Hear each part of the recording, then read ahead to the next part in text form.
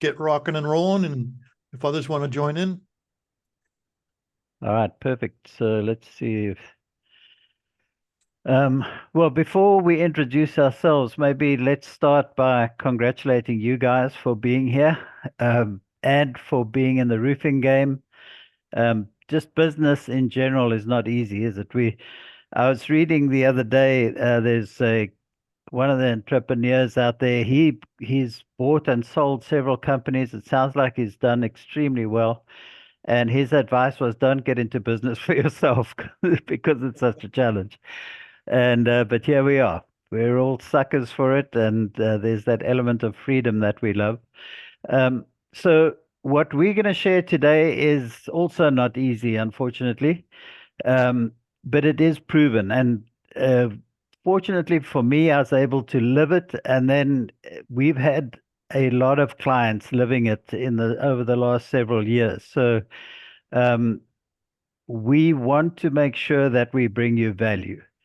Um, I hope that this is going to be a significant, um, profitable way to spend your time. And so, if you want to get hold of us later on, because we don't cover something or you have a question on what we do cover, you'll get an opportunity just to scan a QR code every now and again. So, but let's get moving. Bryan, Uh, one quick note on value is one of the things here is to have the contractors recognize the value that they bring. So part of the value is actually, having them understand the value that they bring to their customers. Yeah, I mean, and that is such a great point. We get stuck in this business ourselves, and we forget that we are one of very few people who know about roofing. Um, you can't go and get a formal education in it. So generally we learn in the field. And so it's incredibly valuable for somebody to have a good, trustworthy roofer. Yeah, thanks for bringing that up, Ross. So I want to also welcome Nicole and Sean and Pat from our team. They are all here with us. And then we also have the new neuroscientist here, the guy who does the analyst for us. Um, Ross, my partner, we've been working together for, I don't know, over 10 years now. Ross was actually consulting for me when I was in the roofing business, and he's consulted for our clients for the last well, about 12 years. He's been doing consulting in the roofing industry. So thanks, Ross. And Ross is going to be adding some valuable stuff to this. So we have the neuroscientist, and then we got the roofer. So we got the whole spectrum covered. Just for those of you who don't know, I was fortunate, I think, to get into roofing in the 90s. Came from an estimating background, and then was privileged to work in a very small roofing company that was just purchased. And when I retired and left it, that company was doing about 70 million a year, about 14 million in service. So that was quite an experience. So what we'd like to share with you guys today is just this mindset of, as a roofing company, to think of yourselves maybe as a people company that does roofing, but certainly as a marketing company that does roofing, an inspection and estimating company that happens to do roofing, a sales company that happens to do roofing, and a service company that happens to do roofing. And the reason we say it like that is just because these areas are so essential to be specialized in, right? To be fantastic at. We have to do marketing for the rest of our lives. We got to be bringing new clients in, and if we get to a point that it's enough, we're probably going to lose some. But it's just going to eventually happen. Even our clients are going to drop dead sometime, or their roof's going to, their building's going to collapse. So we forever marketing our business, and the exciting thing is that does get easier, but it doesn't stop, right? As far as inspection and estimating, Well, every job starts with a great inspection and a great takeoff, effectively, right? And then a great estimate. And in the commercial roofing business, we're gonna win our roofing bids at the estimating table. So it's a critical part of it. And then, of course, we've got to sell. Sean and Pat, who are on here with us, are experts at training in sales. We have a sales training group and a sales training program that you guys are welcome to look into. But we've got to be able to sell, and it does make a difference knowing how to sell, how to run the bases, not get ahead of yourself. And then finally, what we really want to focus on today is the service side, right? Why should we approach this business from a service standpoint? So we're going to talk about leading with service.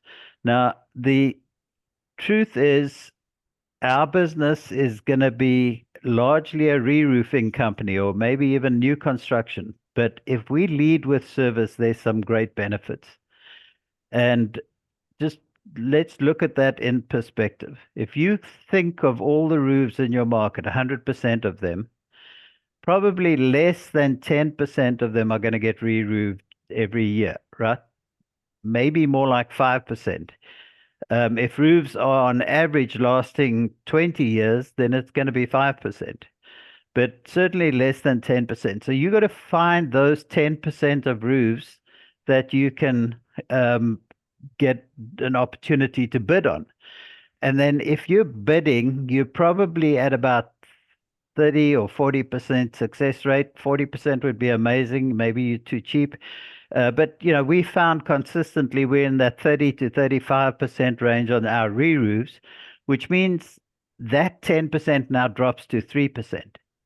And so we're effectively looking for the 3% out there if all we're doing is the construction side or the re-roof side or the new construction side. However, we do know that 100% of roofs need repairs, service, and maintenance, right? And I say 100%, even though a roof might have been re-roofed yesterday. In fact, mostly a roof that's got re-roofed yesterday needs a good inspection, right? Because there might be a cold weld or something like that. But every day something happens to that roof. We leave it outside 24 hours a day. So let's take on 100% of our target market. Now, you're not looking at every single roof. You're not looking at, a lean-to. You decide what size roof you want to go after. And if it's low slope, we've got some incredible tools now that you can go and find those. But let's go after all of them. Our goal is going to be to take them off the street. So there's this Italian chap a long time ago. I think he was looking at the land ownership in Italy, and he noticed that 20% of the people owned 80% of the land, something like that. So, but he have found that this principle applied in so many other areas, and so it was called the Pareto principle for the longest time. Most of us now know it as the 80-20 rule. But it applies to what we're going to talk about today, and really to your business. What we'd like to see you do as a commercial roofing company is have 80% of your business in the re-roof work and 20% in the service work. So if you do $1 million in service, you're doing $4 to $5 million in re-roof. And the great news about this is if you're not doing any service at the moment, we can immediately start increasing your re-roof opportunities through service. The beauty is service is very profitable. And it is very scalable if you do it right. But that's kind of the balance that we're looking for, 80-20.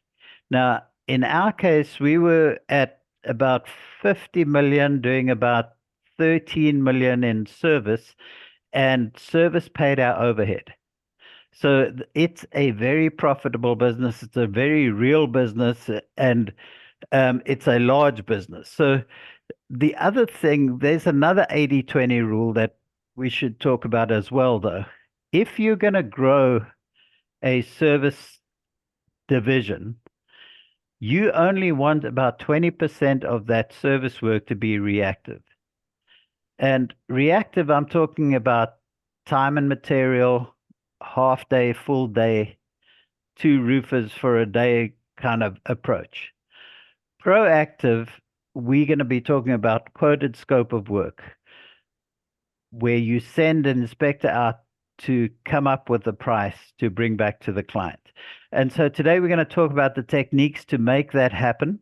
But the reason for this is it's very hard to scale a reactive company. If you're just doing reactive work, you're not getting a decent average job size. So it's hard to scale $1,000 repair kind of company. We want to bring this up to a $5,000 to $10,000 per event, per contract on the service side. All right, Ross, Go go ahead. Yeah, I just want to throw in real quick, Brian, that these last couple of slides, there's going to be a real focus and attention toward building relationships. I mean, the first slide we talked about is we're a marketing company who happens to do roofing, and down the list we go. And you mentioned people. All of this happens through building good relationships with the right people, and we're going to continue that through this talk. But that's how you get from the reactive work to the proactive work, is through sort of meeting people and beginning to build those relationships. Yeah, no, exactly. And we're talking about long-term relationships. The goal is, let's take that roof off the street. We want to own it forever. We did a webinar, I think it was last month. Somebody called me about it afterwards, and he said that he looked at his books immediately after the webinar, and that his breakdown was 80/20 from re-roof to service. Where we still need to help them is in the 80/20 in the service department, because that's where it's going to grow. And just to sort of put my money where my mouth is, this is where we were over a 13-year period. And you can see when we first started our service business, we were at about 45 to 55% ratio between time and material and scope. But we very quickly moved into that 20%, 80% range. And further on down the line, it was 10% to 90%. Now, you also notice that the numbers were increasing, right? So we were growing, but we were growing the quoted scope side of the business and not so much the time and material business. Now, it was intentional. We had to focus because a lot of work is going to come in as a time and material type of job. They're going to say, hey, I got a leak. So we're going to chat about that and how can we convert those into quoted scope of work without irritating the client. Sometimes we just have to do what they want us to do, but build that relationship to be able to develop the business further. When you think about leading with service, one of the main things is you want to be able to take care of the customer at all times. So as you're building this, that has to be in the forefront of all of your processes as you're hiring, as you're training. So for example, if you have a technician climbing up on the ladder or through a hatch and they first get on that roof, their first thought essentially needs to be, how can I prolong the life of this roof? Or how can I take care of a couple of repairs to ensure that this roof is performing optimally? And so again, through these relationships, this is where you guys become very valuable, because if we have this mindset and we're not just trying to go up there, take care of a quick repair, invoice and move on. We have a process of through T&M to build those scopes of work, build those relationships, have that mindset of the long term for the building and those assets.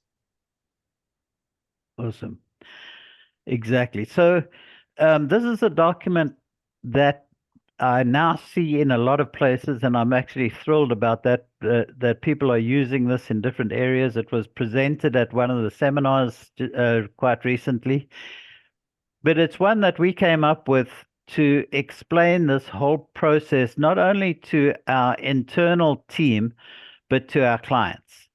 And so I'd love you just to take this document and use it, because if you can explain to a client that their roof is deteriorating every day, which, you know, should be obvious, but most people don't think of their roofs that way.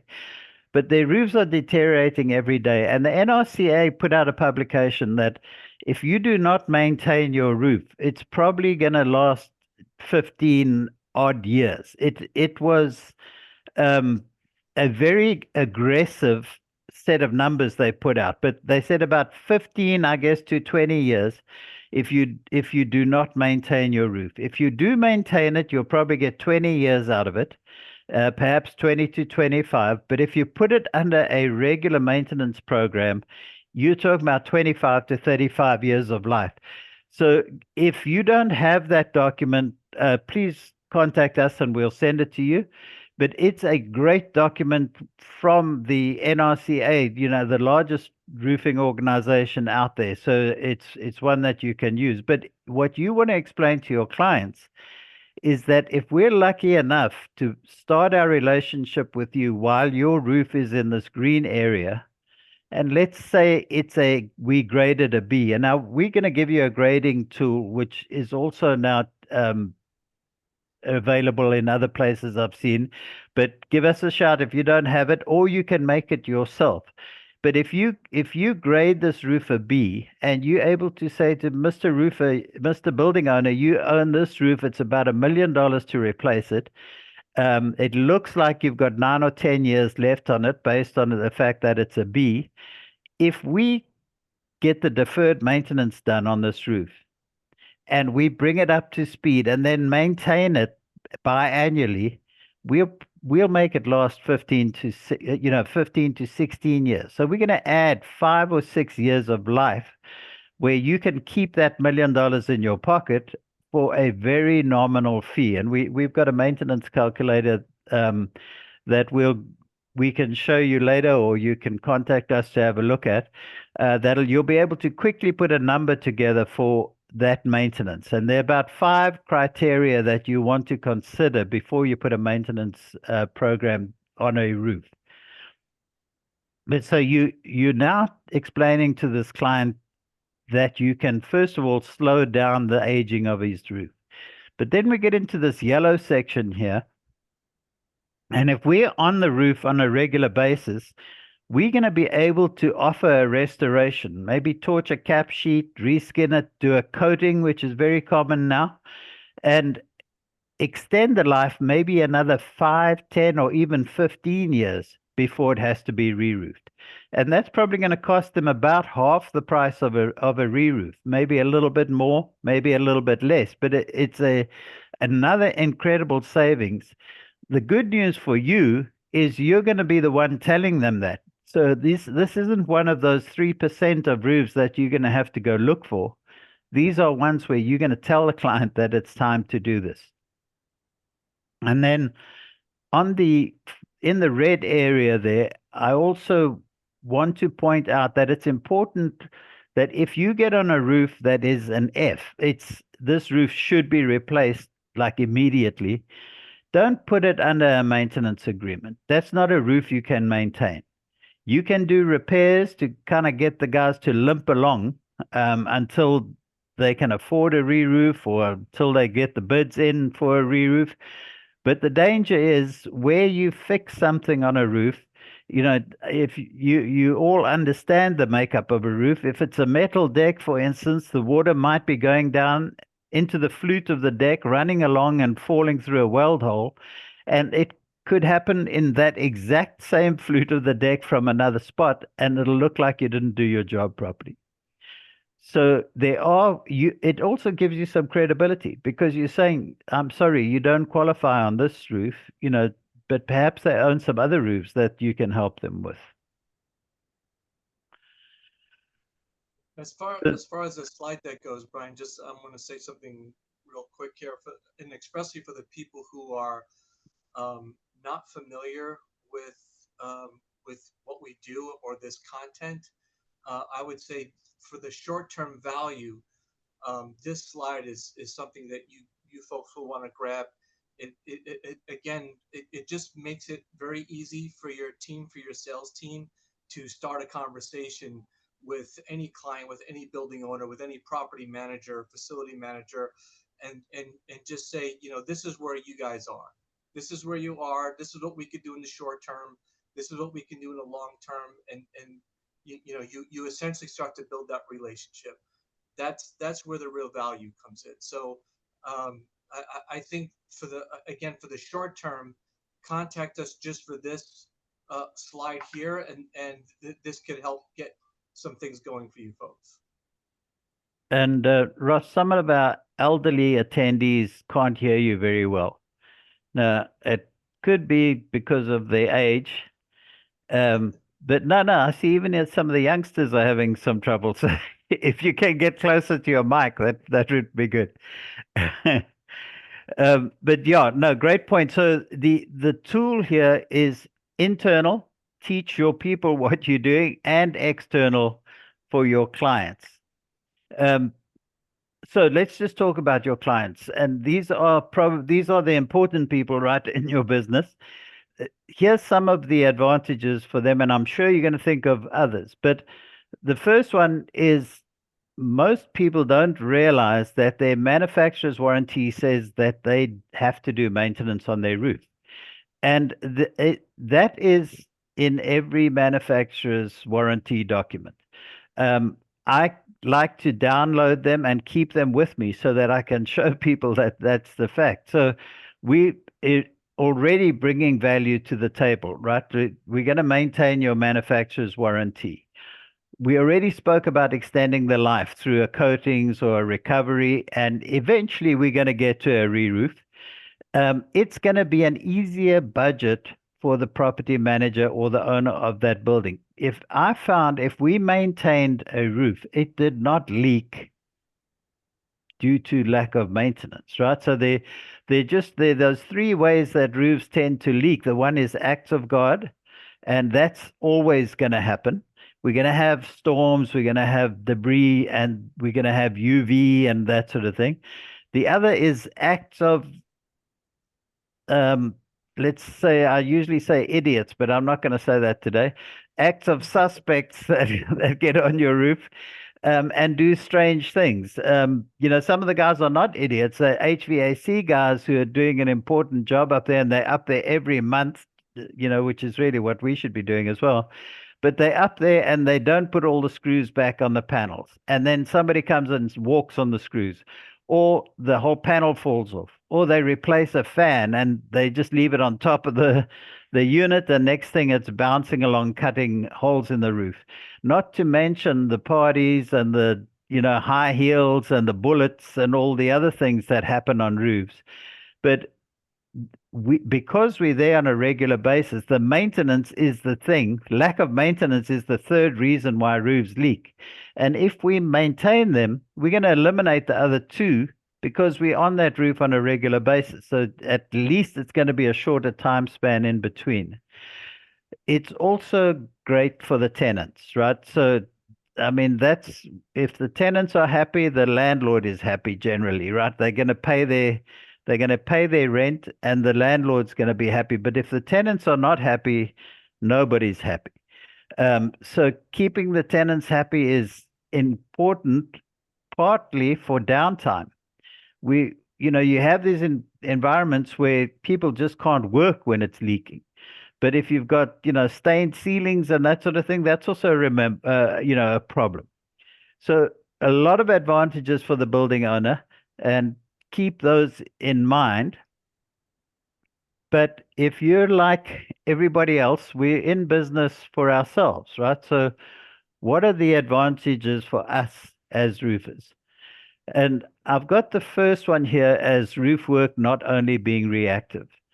And what I mean by that is, as you build these relationships, as you build your maintenance agreements with clients. We ended up with 1,500 ongoing maintenance agreements. That meant we had a team of guys busy all year doing maintenance. And if it was slow, we could put the T&M guys in there. We could put the scope of work guys in there. We did not have to send people home.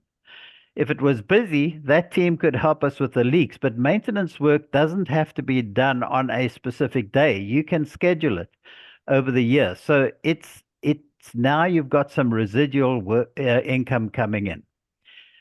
You've got this consistent revenue that can keep you going.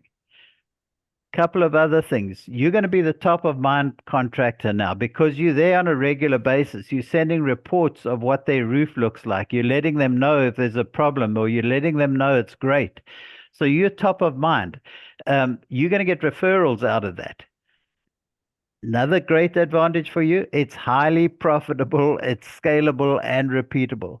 And when I say profitable, I'm talking about 60 to 75% gross margin. One of our really good clients just last week said to us, we're putting our margins up to 65%. And if I had done that last year, I would have had another 500,000 on the bottom line. He feels like he did it late, but at least he's doing it now. I can tell you our ongoing maintenance agreement ran at about 80% gross profit. And that's where the maintained roofs don't really leak.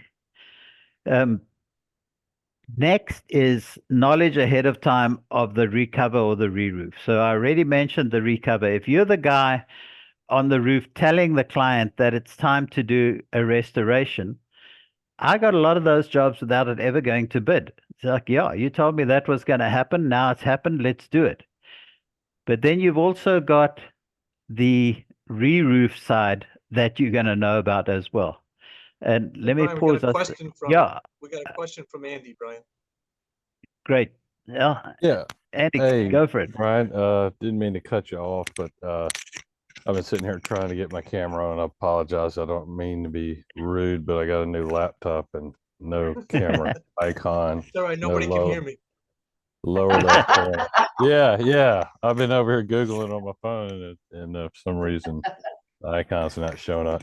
But one question I had real quick on the service agreements, kind of when I was first exposed to cloud-based maintenance programs, the gentleman that was selling it, the founder of a 3-letter acronym service company, I believe that your former employer in South Florida had. His service agreement was 1 page. And his idea is you wanted to make it 1 page, easy to read, get it in front of the customer, have them sign it, and boom, you're out of there. You've got, you had the proactive or the reactive choice. If you went proactive, you were the top of the list when the phone call came in, that kind of thing. And then you have other maintenance agreements that might offer silver, gold, and bronze type programs. It could be a 10 to 15, 20 page document that gets in the real in-depth of each, say, category or level of maintenance they want. What have you seen, or what do you prefer, and what have you seen the most success with? Or go ahead. No, excellent question. And less is better, right? Now, there's some areas where there is a lot of, lawsuits and that sort of going on, but you can do a concise. Ours ended up being 2 pages. You do want to protect yourself, but and you know this, I think the great news is if you're maintaining the roof, it's going to be in pretty good shape because you're up there often enough. So I don't think it's necessary to have these 20 pages. I also wasn't a huge fan of different options. What we found is the busier and the bigger we got, the less we would be able to prioritize clients. We kind of got to a place where we had to take care of the most urgent first. So what we ended up saying is, if it leaks, we'll fix it. And I'm not gonna suggest that you guys do that in the early stages, But if you get to a point where you see that your maintenance program is that effective, you will start saying that. And that's a huge boost of confidence. When you're able to say, if it leaks, we'll come and fix it. Now, those 2 pages of in clauses will include, that we're not covering acts of idiots or acts of God for that matter. But I would prefer shorter. Another advantage to the shorter, Andy, is if you consider economic downturn, and first of all, you're spending a lot of time.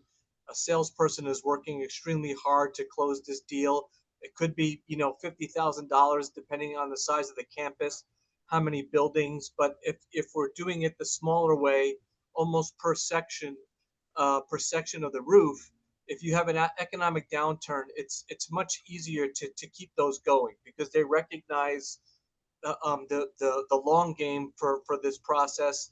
And a couple $1,000s is much easier to keep going out of your pocket, opposed to that large sum of money for many buildings over 5 years, as a comparison.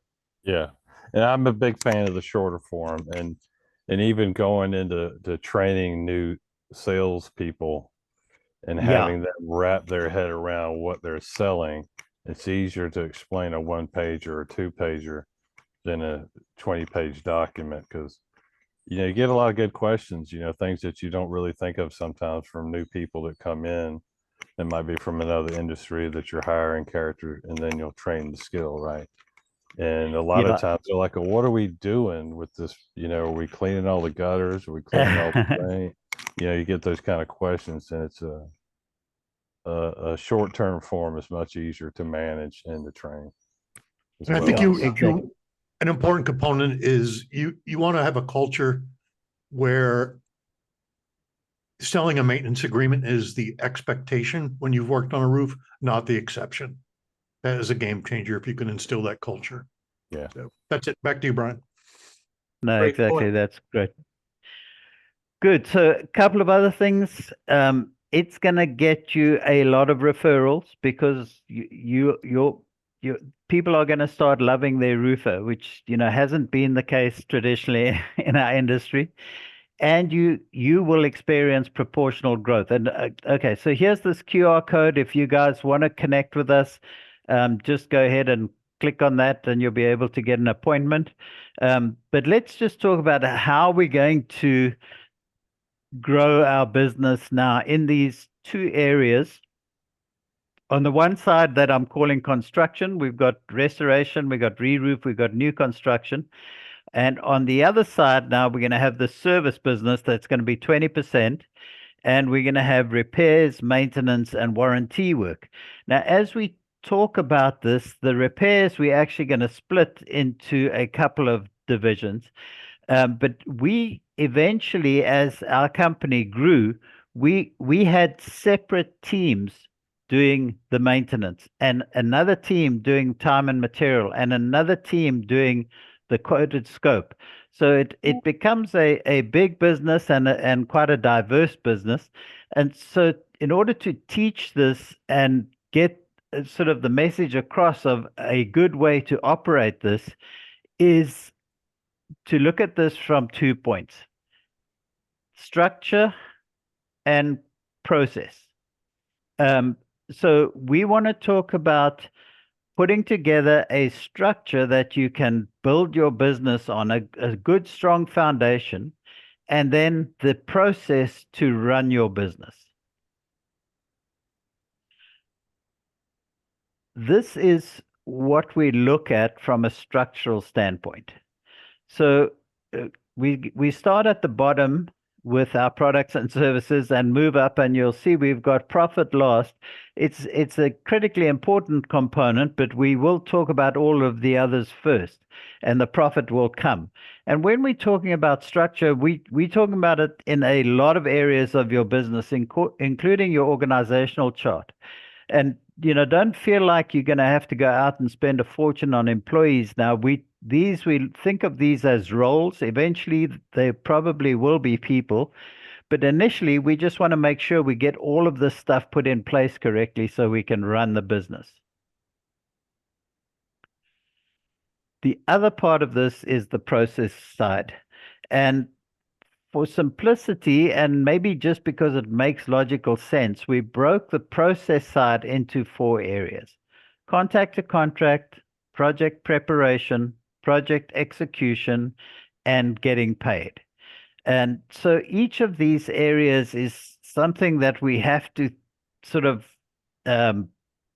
get excellent at, and then pass the information from the one area to the next. So great communication between the two. And so we went a little further than just these 4 steps. We developed 26 individual steps of a service project or a re-roof project.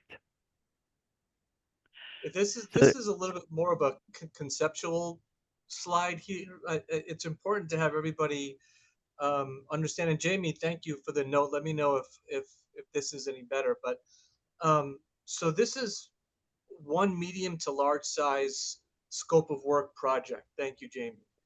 And essentially, what's helpful to understand is, so this is the 26 stages of the roadmap. It's, again, one medium to large size project.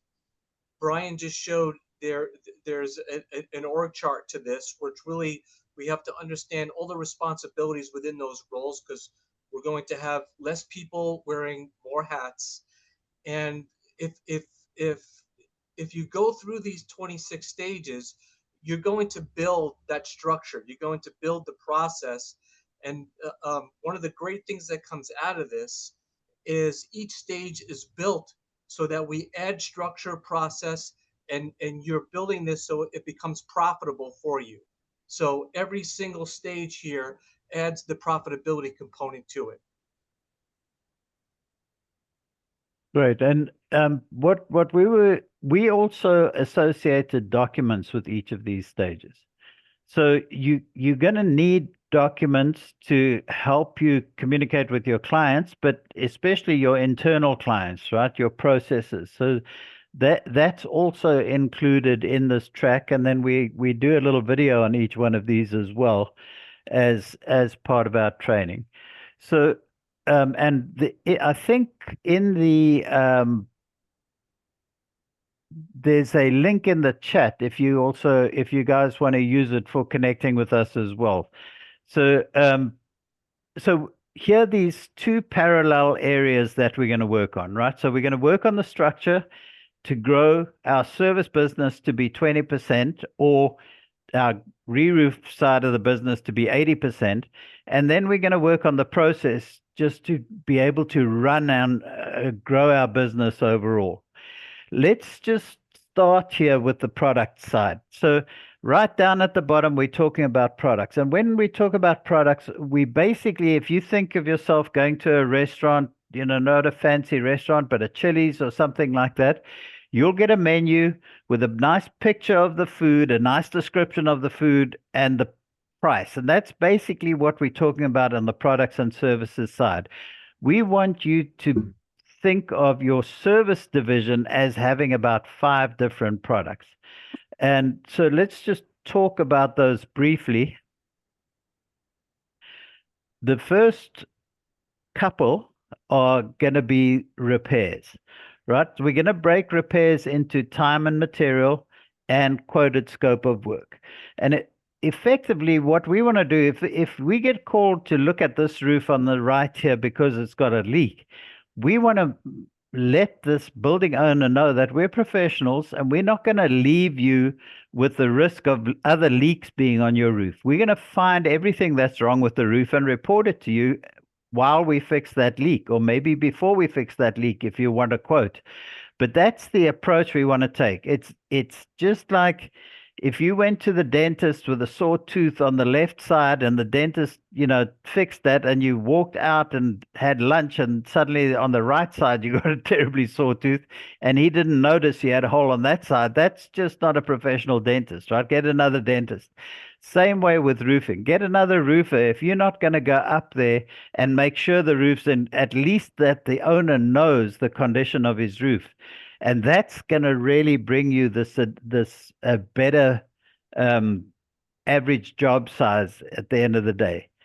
We're also going to do warranty work for the manufacturers. That's going to help us as well get re-roof opportunities, because there are not a lot of roofing companies that are there helping the manufacturers the way they should. They need people. And then we're going to build this maintenance component, which is really going to be our residual income and the foundation of our business. Although a small percentage of it, but a strong foundation. You know, we do so much coaching on products and services, the importance of it. It's, I think Bryan mentioned, it's done internally. It's done externally through marketing and branding. And, you know, even with contractors out there that do a fair job, unless it's constant, and unless it's always sort of a vital part of your diet of getting your products and services out to your community, you know, you guys can really get hurt. So a quick story, you know, I was out in Colorado a month ago. Well, we were working with a contractor. They had spent almost 3 years trying to get in with a big, large property management firm. They built a relationship. They've been doing a lot of repairs. The owner one day was driving down the highway looking at one of the buildings that they had done repairs on over the last year, and he had noticed that another contractor was up there doing the re-roof. So while he was in his vehicle, he makes the call to the property management company and asked them why, you know, there was another contractor up there doing that re-roof. And they said right there, honestly, we didn't even know that you did re-roof work. We thought you guys were strictly a repair outfit. So it's really vital that you work with your you know, sales team, everybody internally, you know, everything externally on social media. Let people know. We just had this conversation earlier. It's kind of funny. It's not bragging. It's just letting people know what you guys do and how you can service your community. Yeah, no, great. Good. So time and material is the next one. I probably am a bigger fan of half day, full day type operation instead of time and material, but however you're going to do it, it's a critical component, right? Because if people are going to contact you because they have a leak, that's one less that you have to go and find, right? So we want to offer that. We also want to offer that with people that are potential clients. So keep your list of your favorite would-be clients, and when you have a big weather system, give them a call and see if they're being taken care of. Because if they're not, and usually, you know, we all get busy when it rains, right? So if their roofer dropped the ball, it might be your opportunity to get in the door. And so I like to have a well-equipped truck that's ready to go to do that. Then quoted scope of work. And this is really where you're going to build the business. It's going to be the rocket ship. It was the rocket ship for us, where we actually get on the roof, do a thorough inspection, put a proposal together, and come and present it to the client. And that builds trust, first of all, because you're very often the first roofer that didn't come up and say, we need to replace this roof. But secondly, you care enough to make sure that you point out the critical things that have to be done, and maybe the things that should be done that are going to affect them in the long term. Then in addition to that, maintenance. And like Ross and Pat said a couple of minutes ago, every single relationship should be focused towards maintenance. And it's not because maintenance is going to be the main revenue generator of your business. It's very profitable. It's going to bring in, you know, probably millions of dollars over time. But it's because every maintenance agreement is the precursor to a scope of work and a precursor to a re-roof. Also, every re-roof you do should finish with a maintenance agreement. So you're going to be offering these maintenance agreements, whether they're annual, biannual, 4 times a year. I had one client who was just not very leak tolerant. They did things for NASA, and you had to get all kinds of badges and whatever to get on their roof in the first place, but they couldn't afford to have a leak. It would be absolutely disastrous for them. It's electronic equipment, so we inspected their roof every month. And I would love that to be the case with a lot more people, but you want to be there on a regular basis and keep these roofs in good condition.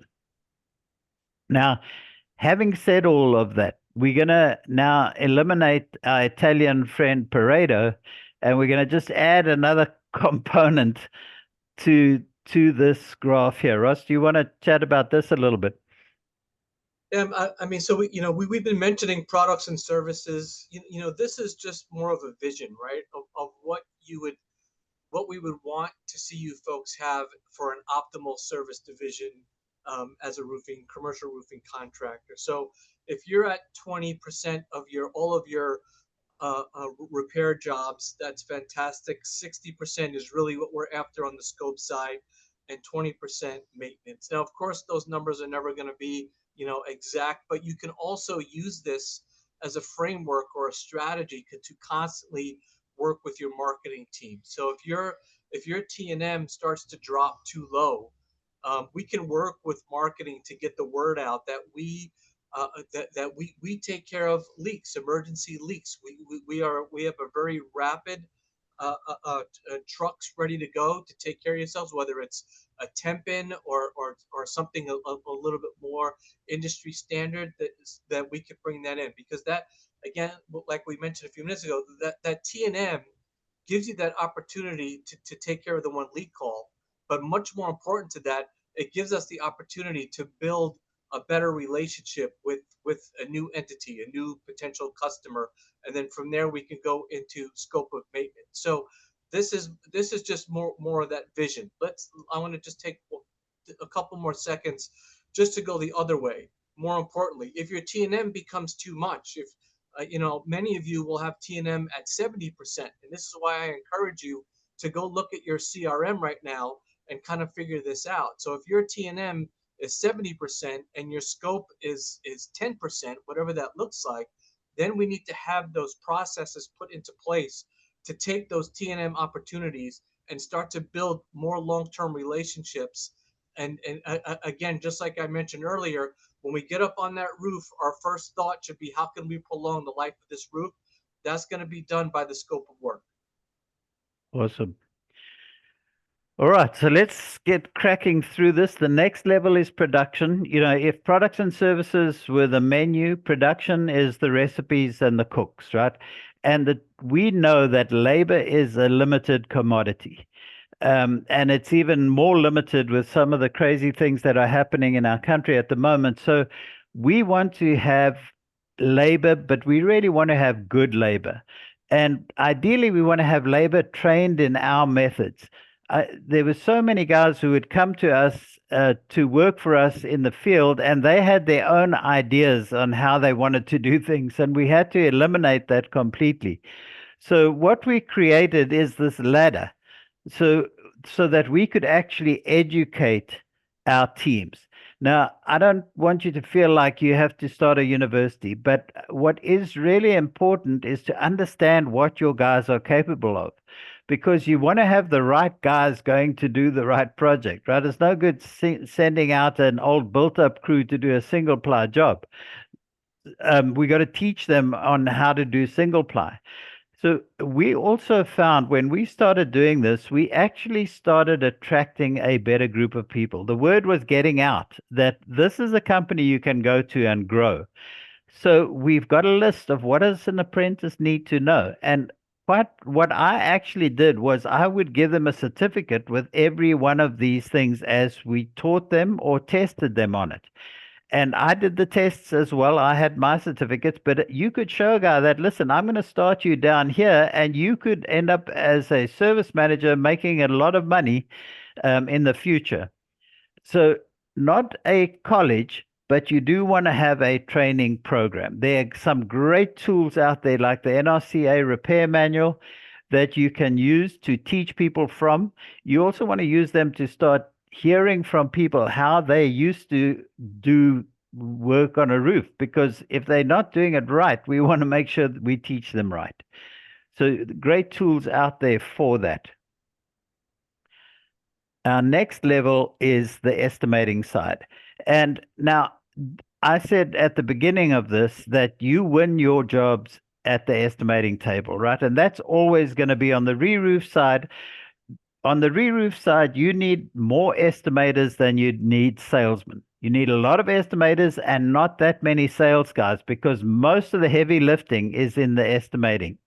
We were able to do 55 million in re-roof with 3 sales guys, 3 front men, but the rest I had 7 estimators generating the estimates for them. So, and then you've got a marketing team. So, but focus on estimating on the re-roof side. The good news is on the service side, we can pre-estimate. And so we've built a tool that we can teach you how to use. Nicole is an expert in software. Ross comes from a software background. This is a tool that we built that is basically pre-estimated about 130 different deficiencies on roofs in the different roof systems. What we actually did is we took the NRCA repair manual and pre-estimated them. And when I say estimated, I'm talking about what's the coverage rate? How much of the material do we need? How much is going to come out of that 5-gallon bonding adhesive on this particular project?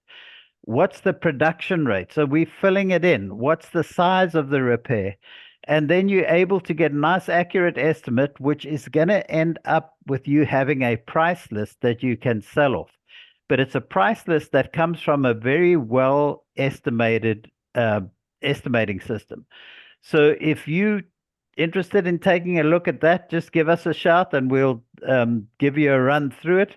But as you can see, we've got TPO, we got modified, we got EPDM, we got built up. It's all in there.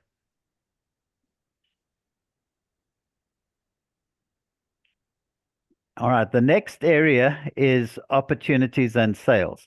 And really, I should have Pat and Sean talking about this for you guys, but the sales is a process, right? You got to have well-trained guys with a good mindset and a good understanding of how to follow the process. It's like doing a repair on a roof. We're going to follow a process. We need the ingredients. So we want to make sure that you don't waste your money by, not following up on your pipeline. We want to know what your closing ratio is. We want to make sure that you pass off what you sold to production in a quick and easy way.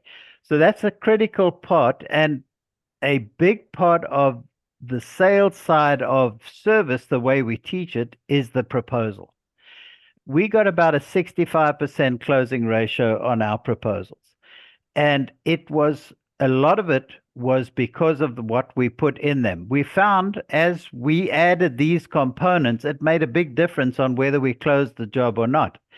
The other thing is, if you're going after a company that's going to do maintenance, you're going to be looking at a building that's in decent condition, that's run by some people who are forward thinking, right? So you want to look good for them. You want to be detailed. So we want to help you put a great proposal out there so that you can sell it to some great clients. And here we are. We're going to have another brief commercial break. So if you want to contact us, just click on the QR code or in the chat. You can have a chat to any of us by doing that. I'm wondering, Bryan, if this is a good place to pause until the next one, or what are your thoughts? We could do that. Yeah. Well, if folks have time, let's keep it rocking, no? Okay. All right. I'm good. You can always leave and watch the video, or we can get together again later. But let's get into this administration, because this is such a critical part. What we did on the administration side that absolutely changed my attitude to this. We were at about 6.2 million. We said we want to be at 7.5 the next year, and we hit that number exactly. And the only reason for that is we tracked it. So in order to track, you have to know what your goal is to track against it, right? So here's $1 million company, and this $1 million company needs to do about $19,000 a week. And you can see these are only like $1,000 contracts at the moment. But in order to get those 11 contracts, they need 27 leads. They need 21 proposals delivered. They need 11 contracts sold. And if you're tracking that every week, so you can see we got a goal here. We got a lot. What did you do last week? And you see we're all in the red, which is kind of a bit of a panic, right? We're behind. But then we keep a 4-week rolling average, and you see that's green. So it's a problem, but it's not a panic. And then I suggest you also have a 12-week rolling average. Check those rolling averages against what it is last week, and you can see what the trends are. And then you can start developing that a little further. You know, you can start tracking hours. At the end of the day, our service business is an hours business, right? So how many hours have we got sold? If we've got one truck with 2 guys, we got to have 80 hours sold for next week, and preferably for the next 2 weeks, so that we know we're going to keep the guys on the street. If we've got 10 trucks, now we, got a whole lot more. We got 800 hours. So keep track of that so that you can make sure that you're keeping up with it. And you can do this on the re-roof side as well. So here it is on the construction side.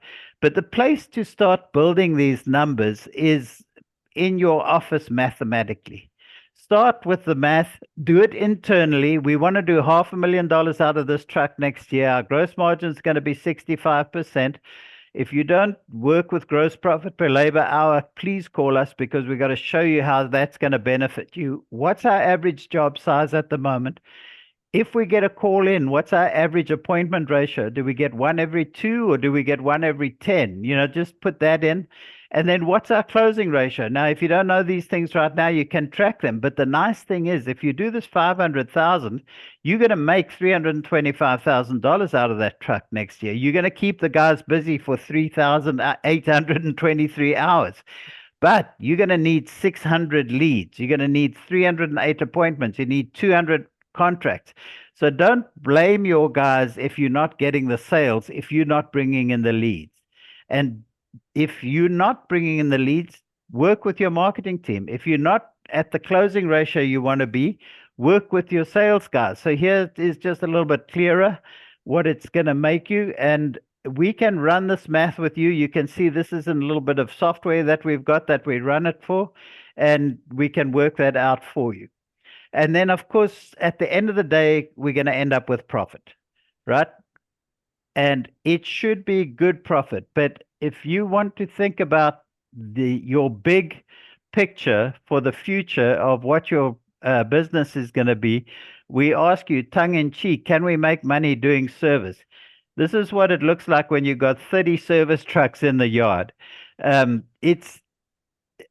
you're turning about $13 or $14 million in service at a 60 to 65% gross margin. It's a very profitable game. So let's end it there. We ran over an extra minute. Here's the track. Here's your opportunity to contact us if you want to. And by the way, we've got a lot of happy clients. I don't think we've had an unhappy client, but we're certainly telling you about all the happy ones as well. So feel free to contact any of our clients as well. We'll put you in touch with them. And thanks very much for joining us today. Ross, do you have anything to add as we close? I think we just need to know if anyone has any questions they'd like to ask. How's the question board going there, Pat? You good? We're looking good. All right. Good. So if you didn't get to ask your question, go to the QR code here or in the chat and connect with us, and we'll be happy to answer it for you. Thanks so much for joining. Anyone on the call or anybody watching the recording, if you have challenges or want to talk about your sales team or challenges with your sales team or strategies to help yourself grow, just reach out to me as well, Patrick@ServiceAdvantEdge.net, and be happy to chat with you. Love helping you out. Yeah, Pat is a true sales professional and an excellent trainer, and we are licensed to train sales. So look forward to talking to you about that. Thanks, everyone. Thanks, Thank you, Bryan. Bryan. That was great.